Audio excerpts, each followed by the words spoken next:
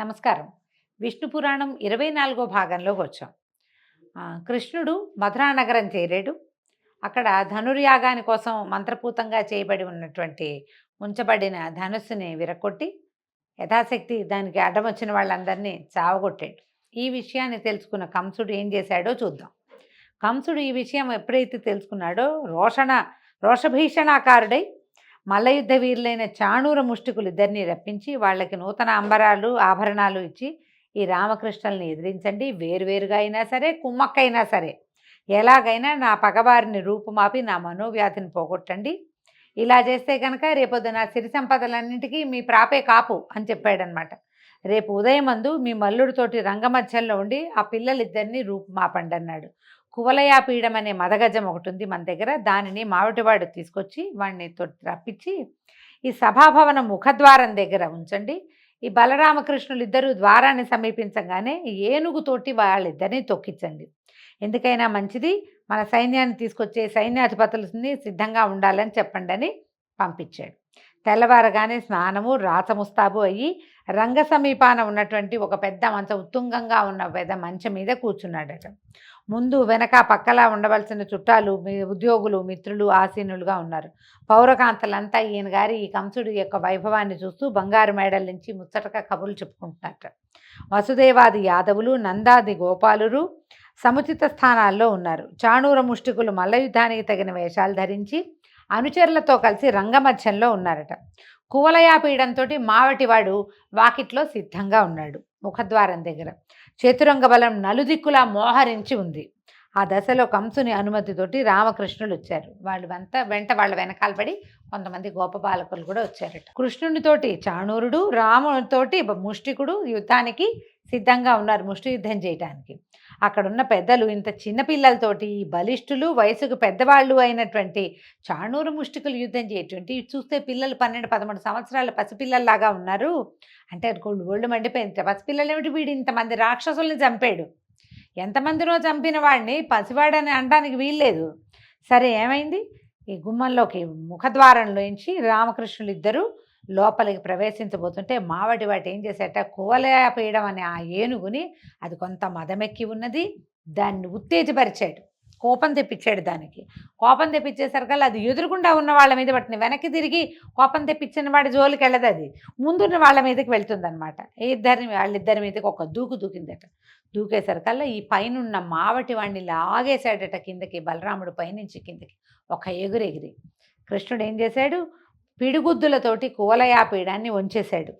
సంహరించారు మావటి వాడిని, సంహరించి కువలయాపీడాన్ని కూడా సంహరించి దాని ఆ ఏనుగు యొక్క 2 దంతాలని చెరో పక్క నుంచి లాగి భుజాల మీద వేసుకొచ్చారట. ఇద్దరు కాలదండధరులుగా వచ్చారు. ఎట్లా ఉందంటే ఈ కాలదండధరులు యముడే ఇలా 2 స్వరూపాల్లో వస్తున్నాడు అనిపించిందట. ఆ దండాలతోటి లోపలికి వస్తుంటే కృష్ణుడు చాణూరుడు బాహుయుద్ధానికి తలపడ్డారు.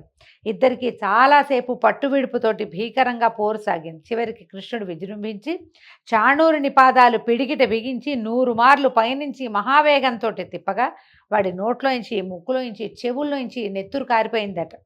శరీరం చీలి విరిగిన అది ఒక వస్తువులాగా, వస్తువు విరిగితే ఎట్లా పడుతుందో అట్లా పడిపోయిందట. ప్రాణాలు హరించేసినాయి. అదేవిధంగా బలభద్రుడు ముష్టికునితోటి పట్లు పట్టి అతన్ని శవాన్ని చేసి విసిరేశాడు. ఈ వైపరీత్యం తన కళ్ళ ముందే జరగటం కంసుడికి రోషం పెరిగిపోయింది. ఒళ్ళు మండిపోతాను చూస్తూ ఉంటే. ఎవరో ఒకళ్ళు యుద్ధం చేస్తుంటే మిగిలిన వాళ్ళ బయట నుంచిన వాళ్ళు కూడా ఒక కొట్టు, లాగు, పెట్టు, చెయ్యి, ఇంకోసారి అలాగే అలా అరుస్తూ ఉంటారు. ఎప్పుడు ఇది ఇద్దరి మీద యుద్ధాన్ని ఎంకరేజ్ చేసే ఉద్దేశం ఉంటే, ఇక్కడ యుద్ధం కాదు, ఎట్లాగైనా వీళ్ళని సంహరించాలన్న ఆలోచనే ఉంది అతనికి. సంహారం పోయి వాళ్ళని ఏమీ చేయలేక వాడికి చిన్న దెబ్బలు కూడా తగలటం లేదు. సంహారం ఏమో వీళ్ళ పాలబడింది. ఈ వైపరీత్యం చూసేసరికల్లా కోపం పట్టలేక దేవకి వసుదేవుల్ని చెరసాలలో బంధించండి, నా తండ్రి ఉగ్రసేనుడి తల తెగ నరకండి, యదువృష్టి కాంభోజ అంధకారులను వాళ్ళందరినీ కొర్రుళ్ళు నాటి బాధించండి, నందాదులను గొల్లలను చితకొట్టి వాళ్ళ ఆలమందలను ఆస్తిపాస్తుల్ని కొల్లగట్టండి అని ఆజ్ఞలు జారీ చేసి నేను ఈ పిల్లలు బలరామకృష్ణుల పని పడతానని వాద్యాలు వాయించద్దని చతురంగ బలాన్ని రమ్మని ఆజ్ఞాపించాడు. అరిచి కేకలు పెడుతున్నాడు అనమాట. ఇప్పుడు ఇద్దరు గెలవంగానే వెంటనే వాద్యఘోష వినపడుతుంది, గెలిచారు గెలిచారు శభాష్ అని. శభాష్లు వద్దంటున్నాడు అనమాట. ఈ చతురంగ బలాల్ని కూడా వచ్చేసేయమన్నాడు రంగం మీదకి అనేసరికల్లా కృష్ణుడు ఏం చేశాడట, ఒక్క ఎగురెగిరి ఏ మంచం మీదైతే కంసుడు ఉన్నాడో అక్కడికి ఒక ఎగిరి పైకి వెళ్ళాడట. ఎగిరి కిరీటాన్ని పడగొట్టి తలను వక్షానికి అదిమి ఒక్క తాపులో కిందకి దోసి కుప్పిగంతులు వేసి వీపు మీద తన్నాడు. ఇంకా చెప్పేదేముంది, వాడి ప్రాణవాయువు వాయువులో కలిసిపోయింది.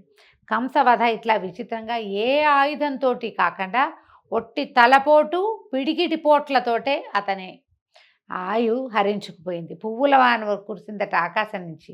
దేవదుందుభులు మోగాయి, గంధర్వులు మనోహరంగా పాటలు పాడారు పైనుంచి. బలరాముడు కంసుడు తమ్ముడిని కూడా అలాగే చాళ్ళు చేతులు కూడగట్టి మీదకెక్కి గిరగిరా తిప్పి కిందకి పడగొట్టాడు. ఆ దెబ్బతో వాడి ప్రాణాలు కూడా అన్న ప్రాణాల్లాగానే అంతరించుకుపోయాయి. ఈ సంఘటన చూస్తున్న యాదవులు నందాదులు పరమానందులయ్యారు. తర్వాత బలరామకృష్ణుడు దేవకీ వసుదేవుల వద్దకు వెళ్ళి పాదాభివందనాలు చేయగా మహానందంతో వాళ్ళ కుమారులని కౌగిలించుకున్నారు. మీరు దేవతలకు కూడా అసాధ్యాలైన పనులు చేస్తున్నారు. మా అదృష్టవశాత్తు కొడుకులుగా పుట్టిన ఆ వాసుదేవుడే మీరు. మీ మాయకు లోబడి మేము గుర్తించలేకుండా ఉన్నాము. మా ఎందున్న మాయను పోగొట్టి భక్తితో మా జీవితాలను పెనవేసి మా ఎందున్న అపరాధాలను బాపి రక్షించమని భగవత్ ప్రార్థన చేస్తున్నట్టుగా కుమారులను ప్రార్థించారట. అప్పుడు కృష్ణుడు, అలా అనకండి, మేము మీ పిల్లలం, ఆదరాభిమానాలతో మీరు మమ్మల్ని పెంచుకోవాలి అని చెప్పి తన మాయ చేత వారి వివేకాన్ని తెరగప్పి అలాగే అక్కడ ఉన్నటువంటి బంధుమిత్రాదులందరినీ చూసి సముచిత రీతితోటి మాట్లాడారు. బాబాయి మామయ్య అందరినీ కుశలం కనుక్కున్నారనమాట. కంసుని అంతఃపుర కాంతలు వచ్చి ఈ భర్త యొక్క కళేబరం మీద పడి తలా వక్షం గుండెలు బాదుకుంటూ ఏడవడం ప్రారంభించగా కృష్ణుడు వాళ్ళ దగ్గరికి వెళ్ళి వాళ్ళ దుఃఖాన్ని పోగొట్టి మాటలతో ఓదార్చి పంపించాడు. ఒకప్పటి యయాతి పలికిన శాపం వల్ల యాదవులకు రాజ్యాధికారం చెల్లదన్నది స్మరించి అలాంటి కాంక్ష లేనివాడై వెళ్ళి చెరసాలలో బద్దుడై ఉన్న ఉగ్రసేనుని విడిపించి తీసుకొచ్చి కంసునకు పారలౌకిక క్రియలు వారి చేత చేయించి రాజుగా పట్టాభిషేకం చేయించి అక్కడికి వచ్చిన రాజులందరినీ పరికించి చూసి ఇట్లా అన్నాడట, ఈ క్షణం నుంచి యాదవులు మిగిలిన వారు నేను మా అన్న నీకు అనుకూలంగా ప్రవర్తిస్తూ ఉంటాం. ఏలాంటి నెదురు బెదురు లేక పరిపాలన సాగిస్తూ ఉండని ఉగ్రసేనుడికి ధైర్యం కలిగించి వాయువుని ఆహ్వానించాడట. ఇంద్రుడి వద్దకు వెళ్ళి నేను ఇమ్మన్నానని చెప్పి సుధర్మను అడిగి తీసుకురా అని అడగంగానే వాయుదేవుడట అమరావతికి వెళ్ళి సుధర్మని తీసుకొచ్చాడు. సుధర్మ అంటే దేవసభట. సుధర్మని తీసుకొచ్చాడట. ఉగ్రసేనుడు ఆ సభ మధ్య పీఠాన కూర్చుని ఈ సుధర్మ అనే దేవసభని భూలోకానికి మన ద్వారకా అనకూడదు మధురా నగరానికి తీసుకొస్తే ఇక్కడ ఈ ఉగ్రసేనుడు ఆ సుధర్మలో కూర్చునే పాలన చేసేవాడట. ఈ విధంగా కృష్ణలీల చెప్పగా విన్నటువంటి మైత్రేయుడు మహాత్మా శ్రీకృష్ణుని బాల్యలీలలు విని పరమానంద భరితుడయ్యాను.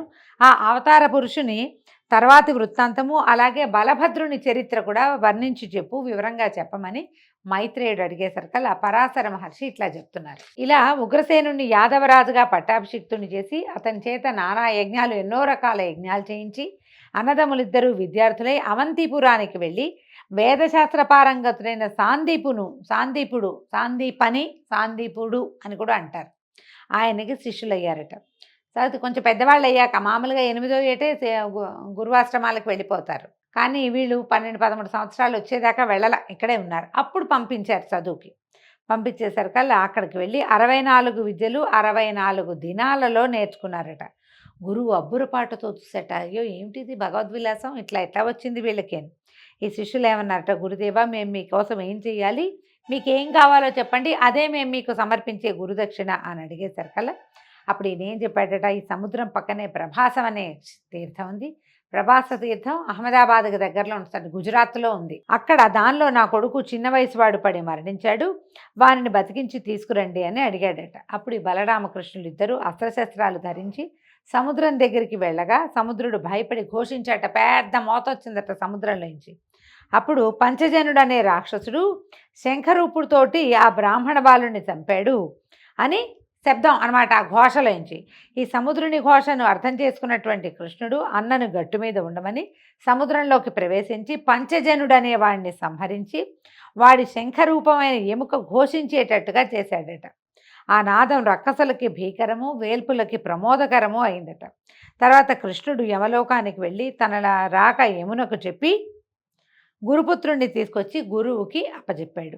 తదుపరి అన్నదమ్ములు గురువుకి నమస్కరించి సెలవు తీసుకుని మథురా నగరానికి వెళ్ళిపోయారట. అంత జరాసంధుడికి కంసవధ గురించి తెలుసు ఆల్రెడీ. జరాసంధుని కూతుళ్ళు ఇద్దరు కంసుని యొక్క భార్యలుగా ఉన్నారు. ఆయన భార్యలుగా అస్థి ప్రాస్తి అనేవాళ్ళు ఆయన సొంత కూతుళ్ళు అనమాట.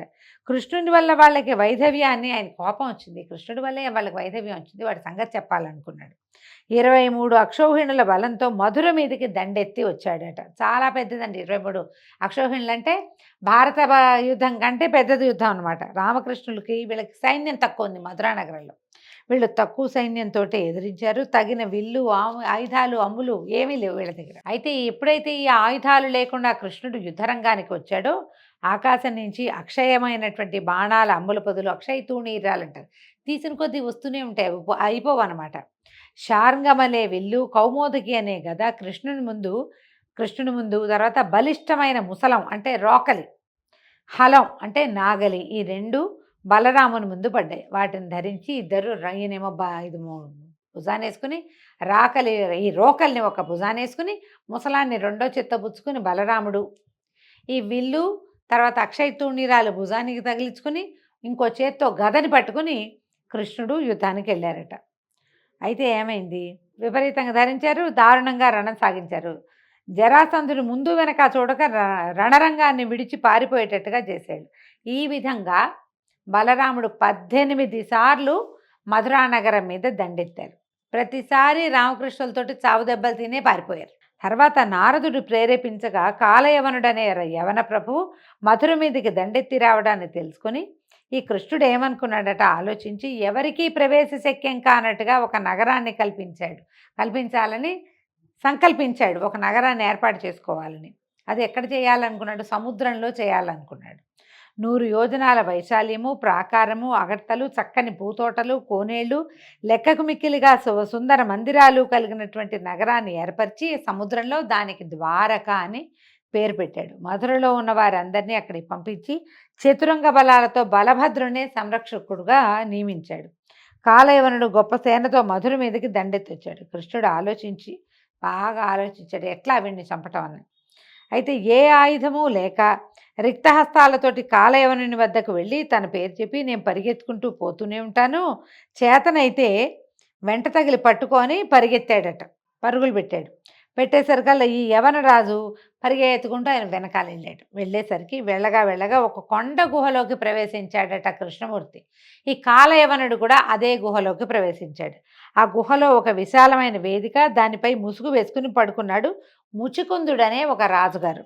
ఆయన కొంతకాలం క్రితం దేవదానవులకి మధ్యలో జరిగిన యుద్ధంలో దేవతల పక్షాన ఉండి రాక్షసుల్ని చంపి దేవతల వల్ల 2 వరాలు పొందాడట. ఏమిటి, నాకు యుద్ధశ్రమ తీరే వరకు చాలా కాలం యుగాలైనా సరే నిద్రపోవటం, నిద్రలో ఉండగా వచ్చి బలాత్కారంగా లేపిన వాళ్ళు ఎవరైతే వాళ్ళు తన దృష్టికి దొరికితే వాడు కాలిపోవాలి, వాడు సర్వనాశనం అయిపోవాలి, నన్ను నిద్ర లేపకూడదు, ఎవడు నా కంటి చూపుకి దొరుకుతాడో వాడి బూడిదయ్యేట్టుగా దేవతల దగ్గర నుంచి వరం పొందాడు. వరం పొందితే ఈయన ఏం చేశాడు, కృష్ణుడు ఆ గుహలలోకి పరిగెడుతూ ముచికుందుడి గృహలోకి ప్రవేశించి అదృశ్యమైపోయాడు.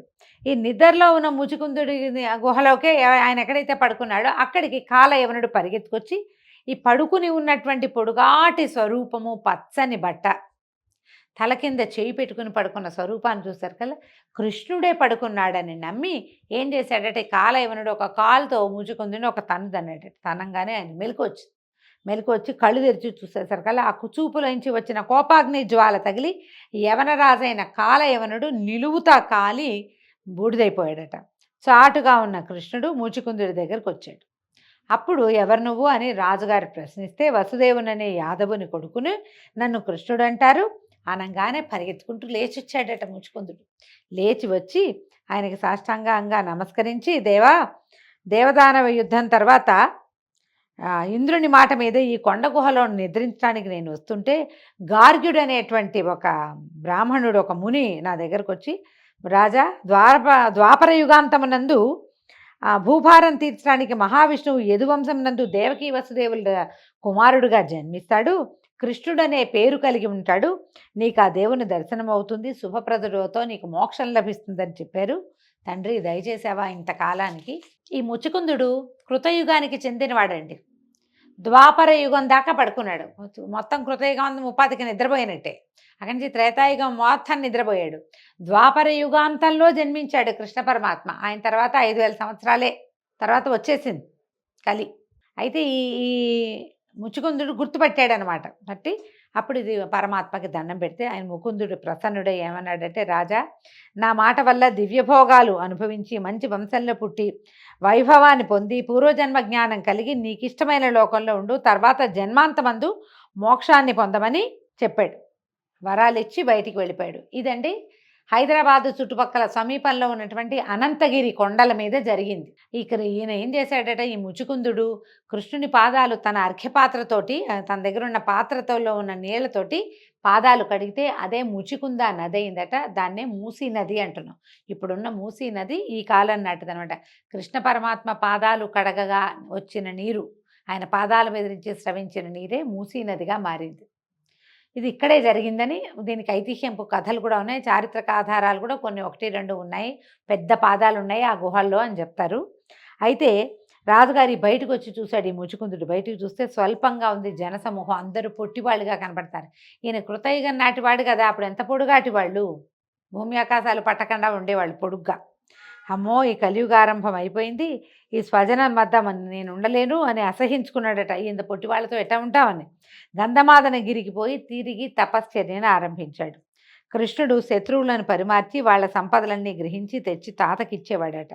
ఈ విధంగా కృష్ణ సంరక్షణలో యాదవ వంశం ఆ అభివృద్ధి కలదై రాణించింది. ఒకనాడు ఇలా ఉండగా బలభద్రుడు కృష్ణునితోడు చెప్పి గోకులానికి వెళ్ళాడట. మధుర నుంచి గోకులానికి వెళ్ళాడు. యశోదానందరికి నమస్కరించి గోపాలుడు అందరినీ పలకరించి కానుకలిచ్చి గోపికలకేమో వస్త్రాలనిచ్చి ఆనందంగా విహరిస్తూ ఉండగా ఒకనాడు వరుణుడు వచ్చాడట. బలరామునకు వివిధ మణిమయ భూషణాలు ఇచ్చి ఇష్టాగోష్ఠి జరిపాక బలరాముడు అడిగాడట, ఏమయ్యా, నీ కాలంలో ఒక కాలంలో నీ నుంచి వచ్చినటువంటి వారుణిని సేవిస్తారు కొందరు పెద్దలు, దానివల్ల ఏమవుతుంది, వరుణుడి నుంచే వారుణి వచ్చిందంటే, వారుణి అంటే మద్యమేనండి, ఇది ఎలా ఎందుకు అని అడిగేసరికి వరుణుడు చెప్పాట, దేవదానవులు అమృతం కోసం పాల సముద్రాన్ని తరుస్తూ ఉన్నప్పుడు అమృతం కన్నా ముందొచ్చింది వారుణి. రోగాలను పోగొడుతుంది, బలవృద్ధిని కలిగిస్తుంది, ఆనందంగా విహరించేటట్టు చేస్తుంది. దాన్ని సేవిస్తూనే కదా దేవదానవులు పరమానందంగా కాలం గడుపుతున్నారు. సూర్యుని సేవించని వాళ్ళది ఒక బతుక, నువ్వు కూడా నేటి నుంచి సురాపానం చేస్తూ ఉండు అని చెప్పి ఈ వరుణుడు ఏం చేశాట, వారుని కలశాన్ని బృందావనంలో ఉన్నటువంటి ఒక చెట్టు తొర్రలో స్థాపించి వెళ్ళిపోయాడట. అయితే ఈ కలశంలోంచి వచ్చేటువంటి మద్యం యొక్క గంధము ఆ ప్రాంతానికి ఒక ప్రత్యేకమైన శోభను తెచ్చినట్టు, ఏదో గుమగుమలాడుతూ ఉంటుంది. మద్యం గుమగుమలాడుతుంటే నాకు తెలియదండి, దీంట్లో పురాణంలోనే అట్లా చెప్పబడింది.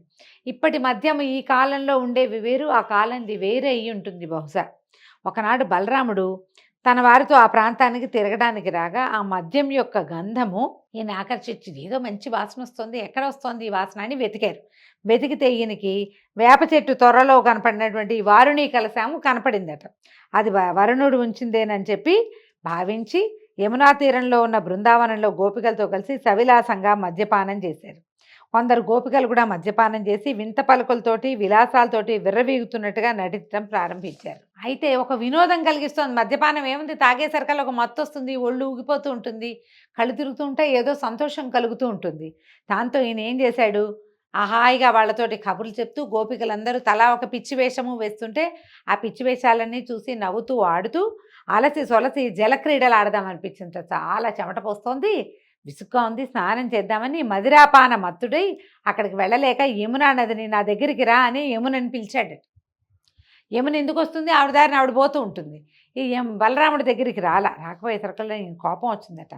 ఓ యమున, ఇలా చూడు, నా చేత్తో కానీ దీంతో కానీ నీ బతుకు 1000 బారలేస్తాను, నా పిలుపు నీకు వినిపించట్లేదా, అంత మదించున్నావా అని యమునని తిడుతూ, తాగబోతు వాళ్ళు ఇలాగే కదండి చేస్తారు, బలరాముడు చేశాడని చెప్తోంది పురాణం. అయితే వెళ్ళి ఏం చేశాడు, యమునా నది గట్టుకి వెళ్ళి నాగల్ని నీళ్లలో ముంచి లాగాడట. లాగేసరికల్లా ఏమైంది అది విని దేవతలందరూ పైనుంచి ఆశ్చర్యంగా చూస్తుంటారు. ఏం శబ్దం వస్తోంది ఇది అని. పెద్ద ధ్వని, చాలా పెద్ద శబ్దం అట. యమున పెద్ద పెద్ద పాయలుగా అయిపోయి బృందావనంలోకి ప్రవేశించిందట. లాగాడు, లాగేసరికి సెపరేట్ అయిపోయింది. కొన్ని పాయలుగా ఏర్పడి ఒక పాయ లోపలికి వచ్చింది. ఈయన ఏం చేశాడు, బలరాముడు భార్య అయిన రేవతితో గోపికలతో ఆ నీళ్లలో క్రీడలు ఆడుతుంటే వాళ్ళ ఆటలు సహించలేక యమున నిజ రూపంతో బయటకు వచ్చేస్తుందట. బయటకు వచ్చి బతిమలాడిందట, నన్ను ఇంత గాయాల పాలు చేసావు, ఇన్ని దారులు చేసావు, నన్ను వదిలిపెట్టేసేయి అని బతిమలాడేసరికల్లా సరే భయపడకు వెళ్ళమని జలక్రీడలు ఆపేసి భార్యా సమేతుడై తిరగటం మొదలుపెట్టాడు, విహారం చేయటం మొదలుపెట్టాడట బృందావనంలో. అలా వినోదంగా ఉండగా అప్పుడు వరుణుడు ఏం చేశాట, నల్ల కలువల వన్నెలో ఉన్న తలపాగా, కనకరత్న కుండరాలు, నీలాంబరము, తెల్లని పట్టుగొడుగు ఇచ్చి వెళ్ళాడట. అప్పుడు ఏం చేశాడు, చాలా రోజులు ఈ 2-3 నెలల పాటు బృందావనంలోనే సంతోషంగా గడిపి తర్వాత కృష్ణ సందర్శనం కోసం హలాన్ని భుజం మీద వేసుకుని ద్వారకా నగరం వెళ్ళాడట. అయితే ఆ కాలంలో విదర్భ దేశాధీశుడు కుండినపురంలో నివసిస్తున్నవాడు భీష్మకుడనే రాజు. అతనికి పెద్ద కొడుకు రుక్మి, ఒకే ఒక్క కూతురు రుక్మిణి. అయితే ఆమె రూపురేఖా విలాసాలకు ముమ్మరించి ఎందరో రాజకుమారులు మాకని అడిగేవాళ్ళట. ఆమె చాలా సౌందర్యవతి అని. అయితే ఎవరో ఒకళ్ళకి తీరలా, ఇంకా ఎవరి కోరిక తీరలేదు. శ్రీకృష్ణునే వరించాలని రుక్మిణి యొక్క నిశ్చయము. రుక్మిణిని పరిగ్రహించాలని కృష్ణుడు సంకల్పం చేశాడు కూడా. కానీ ఆమె పెద్దన్న అయినటువంటి రుక్మి శిశుపాలుడికి ఇవ్వాలనే పట్టుదలగా ఉంది. చేదిరాజు అయినటువంటి శిశుపాలుడు రుక్మికి స్నేహితుడు. మళ్ళీ శిశుపాలుడు ఎవరో కాదు, శ్రీకృష్ణుడికి 3వ మేనత్త కొడుకు. అతనికి ఈ అమ్మాయిని ఇవ్వాలని భావించారు. రుక్మి మన శిశుపాలుడిని పిలిచారు కూడా, పెళ్లికి తరలి రమ్మని పిలిచారట. ఈ జరాసంధుడితోటి ఇతోధికంగా స్నేహంలో ఉన్నటువంటి శిశుపాలుడు అందరినీ, తన స్నేహితులందరినీ తీసుకుని కుండినపురానికి వచ్చాడట. స్వయంవర వార్త విన్నటువంటి కృష్ణుడు, బలభద్రుడు మొదలైన అన్నదమ్ములతో ఇంకా ఉన్నారు ఆయనకి, సాత్యకి వాళ్ళు తమ్ముళ్ళు, వాళ్ళందరినీ తీసుకుని తగిన బలగంతో బయలుదేరి కుండినపురానికి వచ్చి కొంచెం దూరంగా అందరినీ పెట్టాడట. మనకేం కథ వింటామంటే భాగవతంలో రుక్మిణీదేవి నుంచి ఒక ఉత్తరం వచ్చిందని వింటాము. అలా కాకుండా స్వయంవర ప్రకటన వినే వీళ్ళు వచ్చారని చెప్తోంది పురాణంలో, ఇట్లా చెప్పబడుతోంది. ఆచారం ప్రకారము రుక్మిణి బ్రాహ్మణ సుమంగళులతోటి దాసీజనంతో ఊరు వెలుపల ఉన్నటువంటి దుర్గాలయానికి వచ్చి ఆరాధన చేసి రాజమార్గానికి రాగా కృష్ణుడు ఆమెను చూసి పరిగ్రహించి రథం ఎక్కించుకున్నాడట. ఆ వార్త తెలిసినటువంటి ఆమె అన్న శిశుపాలాదులతోటి కలిసి కృష్ణుడితో యుద్ధానికి సిద్ధపడ్డాడు. జరాసంధుడు, దంతభక్తుడు, సాళ్వుడు, శిశుపాలుడు మొదలైన వారు మంచుతో మబ్బులు భాస్కరుని ఎదిరించినట్టుగా శ్రీకృష్ణుడిని ఎదిరించాడు. మబ్బులు సూర్యుడిని ఏం ఆపగలవండి, ఊరికే ఒక క్షణం ఆచ్ఛాదన వస్తుంది, తర్వాత సూర్యుడు బయటకు వచ్చేస్తాడు. అట్లా కృష్ణుడి మీదకి వెళ్ళారు. తర్వాత బలరాముడు, సాత్యకి, కృతవర్మ మొదలైన యాదవ సింహాలు విజృంభించి జరాసంధాదుల చతురంగ బలాలను తుకుతుకుగా చిత్తకొట్టారు. ఆ దెబ్బతో జరాసంధుడు తిరిగి పారిపోవాల్సి వచ్చింది. శిశుపాలుడు కూడా చేసేది లేక తన ఊరు తాను వెళ్ళిపోయాడు సిగ్గుబడి. కానీ రుక్మి వదిలిపెట్టలేదట. కృష్ణుడి సంహరిస్తే గానీ నగరంలోకి వెళ్ళనని ప్రతిజ్ఞ పలికి ఎదిరించాడట. అప్పుడు కృష్ణుడే తలపడి వాని సైన్యానికి ధైర్యం కలిగించి రుక్మిని గట్టిగా పట్టుకుని, బావా ఊరికే హాస్యం సుమాని తల అక్కడక్కడ గొరిగి వదిలిపెట్టించాడు. పిడిబాకు లాంటిది, పచ్చల పిడిబాకు ఉంది ఆయనకి. ఆ బాకుని తీసి దాంతో తల అక్కడక్కడ బొరియలుగా కట్ చేసి వదిలిపెట్టాడు. తర్వాత విజయలక్ష్మితో సహా రుక్మిణిని తీసుకొచ్చి ద్వారకలో సలక్షణంగా వివాహం చేసుకున్నాడు. అయితే ఈ వివాహానికే రాక్షస వివాహం అని పేరండి. వధువుని బలాత్కారంగా తీసుకురావటం అనేది ఆ రోజుల్లో విధానంగానే ఉండింది. కృష్ణ పరమాత్మ ఆమెను వివాహం చేసుకున్నాడు. కొంతకాలానికి ఆ దంపతులకు మన్మథాంశంతో ఒక కుమారుడు, అచ్చంగా మన్మధుడిలాగా కనపడేటువంటి ప్రద్యుమ్నుడనే నామధేయంతో ఒక కుమారుడు కలిగాడు. అయితే ఈ పిల్లవాడు పుట్టిన 6వ రోజున శంబరాసురుడు అనే రాక్షసుడు పురిటింట్లోకి వచ్చి పసిబిడ్డని ఎత్తుకుపోయి సముద్రంలో పడేశాడట. కృష్ణుని కుమారుడి వల్ల నీకు మరణము అని ఆ శంబరుడికి ఒక అశరీరవాణి చెప్పింది. అందుకని ఏం చేశాడు, ఆ పని జరగకూడదని చంటి పిల్లవాడినే తీసుకొచ్చి సముద్రంలో పారేశాడు. ఆ శిశువుని ఒక చేప మింగిందట. మింగేసరికల్లా ఏమైంది, ఆ మింగిన చేపని ఒక జాలరివాడు పట్టి శంబరాసురుడి కూతురికే తీసుకుపోయి ఇచ్చాడు ఆ చేపని. ఆ చేపను తరిగేసరికల్లా దానికి దాపుగా ఉన్న లోపలున్న శిశువుని చూసి ఆశ్చర్యపోతుంటే నారదుడు వచ్చి అనేసరికి వచ్చి చెప్పాడు, ఏమని, లలన ఈ పిల్లవాడు శ్రీకృష్ణుని కుమారుడు, జాగ్రత్తగా పెంచు అని చెప్పేసరికల్లా ఆవిడ అలాగేనని పిల్లాన్ని పెద్ద చేసింది. అయితే కాగా శంబరునికే ఈ విషయం తెలిసేసరికల్లా పిల్లాడు కొంచెం పెద్దవాడయ్యాడు ప్రద్యుమ్నుడు. అప్పుడు యుద్ధానికి వచ్చాడట శంబరాసురుడు. తెలుసుకున్నాడు కృష్ణుడి కుమారుడు తమ నగరంలోనే పెరుగుతున్నాడని తెలుసుకుని లక్షితుడుగా ఉంటాడు అబ్బాయి.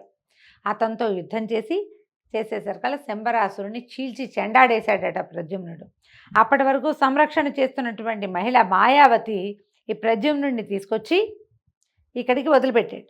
ప్రద్యుమ్ని తీసుకొచ్చి ఇక్కడ వదిలిపెట్టింది. ద్వారకా నగరంలో తీసుకొచ్చి అంతఃపురంలోకి తీసుకొచ్చిందట. తీసుకొస్తే అక్కడ వచ్చిన వాళ్ళంతా ఆశ్చర్యపోయారట. అంతఃపురంలో ఉన్న ఆడవాళ్ళంతా అంత అందమైన ఆ కుర్రవాడిని చూసి మాయావతిని చూస్తూ ఎవరు వీళ్ళని ఆశ్చర్యపోతుంటే రుక్మిణి వచ్చి ఆవిడ చూసిందట. అయ్యో ఎవరి కుర్రవాడు ఆనాడు శివుడి కంటిమంటకి మరణించిన మన్మథుడిలాగా పుట్టాడా? ఏ తల్లికి అన్నది ఇంత నవమన్మధుడైన కొడుకుని నా కొడుకు బతుకుంటే ఈ వయసులోనే ఉంటాడు కదా అని ఆవిడ కుమారుడిని చూస్తూ కళ్ళనీళ్ళు పెట్టుకుంటుంది. పిల్లాడు ముద్దుగా ఉన్నాడు, నా కుమారుడు కూడా ఇటగే ఉండేవాడు అనుకుంది. కొడుకుని గుర్తుపట్టాలి ఆవిడ. అంతలో నారదుడు లోపలికి వచ్చి, అమ్మ పుట్టిన 6వ నాటి రాత్రి శంబరుడనే రాక్షసుడు ఎత్తుకుపోయిన నీ కొడుకే ఈ యువకుడు అని ప్రద్యుమ్నుని యొక్క వృత్తాంతాన్ని చెప్పాడు. శ్రీకృష్ణుడు దేవుడు, ఆయనేమో ఆదిదేవుడు విష్ణువు, నీవేమో లక్ష్మీదేవి, ఈ యువకుడు సాక్షాత్తు మన్మథుడు, ఈ యువతి రతి, ఈవిడే రతీదేవి, ఇది మీ చరిత్ర, మీ మహిమను ఎవరూ తెలుసుకోలేరని చెప్పి వెళ్ళిపోయాడు. తర్వాత ఎవరి వల్ల అయితే పెంచబడ్డాడో ప్రద్యుమ్నుడు ఆమె మాయావతినే వివాహం చేసుకున్నాడు. దీంతో ఈరోజు విష్ణు పురాణపు గాథలు పరిసమాప్తం అండి. రేపు ఉదయం మళ్ళీ తర్వాత గాథలో కలుసుకుందాము. నమస్కారం.